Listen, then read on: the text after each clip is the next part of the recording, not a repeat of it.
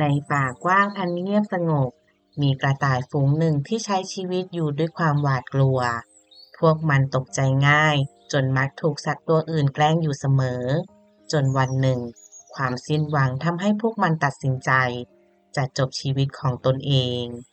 แต่เหตุการณ์ที่ริมสระน้ำกลับทำให้พวกมันได้เรียนรู้ความจริงบางอย่างเกี่ยวกับชีวิตและความกลัวในป่ากว้างใหญ่แห่งหนึ่ง ที่เต็มไปด้วยต้นไม้สูงใหญ่ มีพุ่มหญ้าเขียวขจีปกคลุมผืนดิน ลมอ่อนๆพัดผ่านใบไม้ทำให้เกิดเสียงสู้ซ่าอยู่ตลอดเวลา แสงแดดยามเช้าส่องลอดกิ่งไม้ลงมาเป็นลำๆทำให้ป่าดูอบอุ่นและมีชีวิตชีวา ในป่าแห่งนี้มีสัตว์นานาชนิดอาศัยอยู่รวมกัน ทั้งกวาง นก กระรอก เต่า และสัตว์ตัวเล็กตัวน้อยอีกมากมายท่ามกลางสัตว์เหล่านั้นยังมีกระต่ายป่าฝูงหนึ่งอาศัยอยู่ใต้พุ่มไม้ใกล้ทุ่งหญ้ากระต่ายฝูงนี้มีขนสีขาวปนเทาหูยาวตั้งตรงและดวงตากลมโตแต่ถึงแม้พวกมันจะวิ่งเร็วและมีหูที่ไวต่อเสียงพวกมันกลับมีนิสัยอย่างหนึ่งที่เหมือนกันทุกตัวนั่นคือความขี้ตกใจเพียงแค่กิ่งไม้หัก หรือใบไม้ตกลงพื้นพวกมันก็สะดุ้งแล้ววันหนึ่งขณะที่กระต่ายหลายตัวกำลังกินหญ้าอยู่แกร็กเสียงกิ่งไม้หักดังขึ้นเฮ้ยเสียงอะไรน่ะเจ้ากระต่ายตัวหนึ่งร้องขึ้นทันใดนั้นกระต่ายทั้งฝูงก็แตกตื่นหนีเร็วอาจจะเป็นหมาป่าก็ได้วิ่งวิ่งวิ่งพวกมันพากันวิ่งกระเจิงไปคนละทิศละทางแต่พอหยุดวิ่งและหันกลับมามอง สิ่งที่เห็นมีเพียงกิ่งไม้เล็กๆที่หล่นลงมาเท่านั้น เจ้ากระต่ายตัวหนึ่งถอนหายใจเฮ้ยแค่กิ่งไม้เอง กระต่ายอีกตัวพูดอย่างเหนื่อยใจ พวกเราตกใจง่ายเกินไปจริงๆ แต่เรื่องแบบนี้เกิดขึ้นบ่อยมาก บางครั้งแค่เงาของนกบินผ่าน กระต่ายก็พากันวิ่งหนีแล้ว สัตว์ตัวอื่นในป่าจึงมักแกล้งพวกมันเล่น วันหนึ่ง ลิงตัวหนึ่งปีนอยู่บนต้นไม้ มันเห็นกระต่ายกำลังกินหญ้าอย่างสงบ ลิงจึงหัวเราะเบาๆ นี่ดูสิ เดี๋ยวข้าจะทำให้พวกมันวิ่งกันอีกแล้ว ลิงโยนลูกไม้แห้งลงมาป๊อกกระต่ายทั้งฝูงสะดุ้ง อันตรายหนีเร็ว พวกมันวิ่งกระจัดกระจายอีกครั้ง ลิงหัวเราะลั่น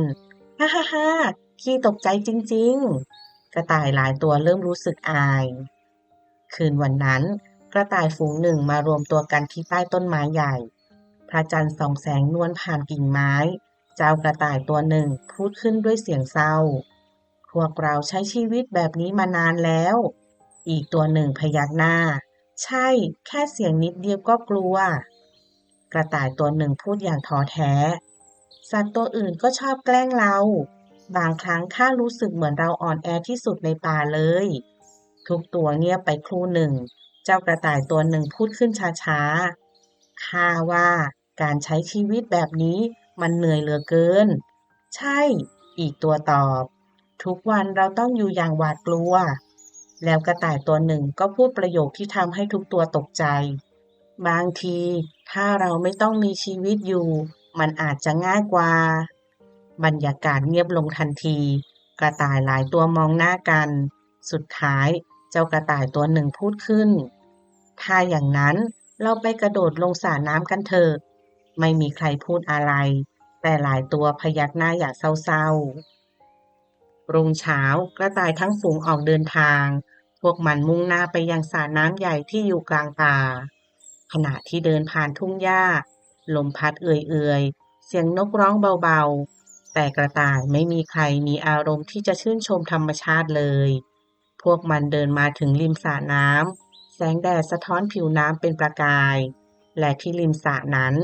มีกบหลายตัวกำลังนั่งพักอยู่ บางตัวกระโดดเล่น บางตัวนั่งตากแดด เอ๊ะ นั่นอะไร กบตัวหนึ่งพูด มันมองเห็นกระต่ายฝูงใหญ่กำลังวิ่งมา มีอะไรบางอย่างมากบอีกตัวตกใจ อันตรายแน่ๆทันใดนั้นต๋อมต๋อมต๋อมกบทุกตัวพากันกระโดดลงน้ำอย่างรวดเร็ว น้ำกระเซ็นไปทั่ว กระต่ายทั้งฝูงหยุดวิ่ง พวกมันยืนมองสระน้ำอย่างงุนงง มีกระต่ายตัวหนึ่งพูดขึ้น เกิดอะไรขึ้นกับพวกกบ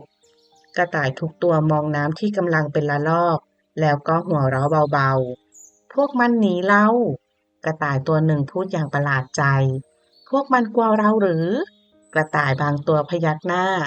ดูเหมือนจะเป็นแบบนั้น กระต่ายหลายตัวเริ่มมองหน้ากัน มีตัวหนึ่งพูดขึ้น นี่หมายความว่า มีสัตว์ที่กลัวมากกว่าเราอีกหรือ มันยิ้มเล็กน้อย แล้วพูดกับเพื่อนๆ งั้นช้าก่อนเพื่อนๆ เราอย่าคิดฆ่าตัวตายกันเลย ทุกตัวเงียบฟัง มันจึงพูดต่อ ดูสิ พวกกบยังกลัวพวกเราเลย นั่นแปลว่า ในโลกนี้ยังมีสัตว์ที่อ่อนแอและขี้กลัวกว่าเราอีก กระต่ายตัวหนึ่งพูดเบาๆ จริงด้วย อีกตัวพยักหน้า อย่างน้อยเราก็ไม่ได้แย่ที่สุด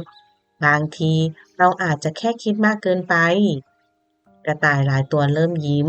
บรรยากาศที่เคยเศร้าก็เริ่มสดใสขึ้น มีกระต่ายตัวเล็กที่สุดในกลุ่มพูดขึ้น ชีวิตยังมีอะไรดีๆอีกมาก เราแค่อาจต้องกล้าขึ้นอีกหน่อย มีกระต่ายที่ดูเป็นผู้นำกลุ่มพูดขึ้น ใช่ ต่อไปถ้ามีเสียงกิ่งไม้หัก ข้าจะลองดูก่อนว่าเป็นอะไร กระต่ายตัวหนึ่งหัวเราะ หวังว่าเราจะไม่วิ่งก่อนนะ จากนั้นทุกตัวก็หัวเราะพร้อมกัน ในน้ำกบตัวหนึ่งโผล่หัวขึ้นมาดู มันเห็นกระต่ายกำลังหัวเราะกัน กบกระซิบกับเพื่อน ดูเหมือนพวกมันไม่ได้มาทำร้ายเรา กบอีกตัวพยักหน้า แต่เมื่อกี้ข้ากลัวมากเลย กบตัวแรกหัวเราะ บางทีพวกมันก็อาจจะกลัวเหมือนเรา ตั้งแต่นั้นมา กระต่ายฝูงนั้นก็ยังคงขี้ตกใจอยู่บ้าง แต่พวกมันไม่คิดหนีอีกแล้ว พวกมันระมัดระวังในการใช้ชีวิต ใช้สติ และคอยสังเกตสิ่งรอบข้างก่อนทุกครั้งเมื่อเกิดสิ่งผิดพลาด และทุกครั้งที่รู้สึกท้อ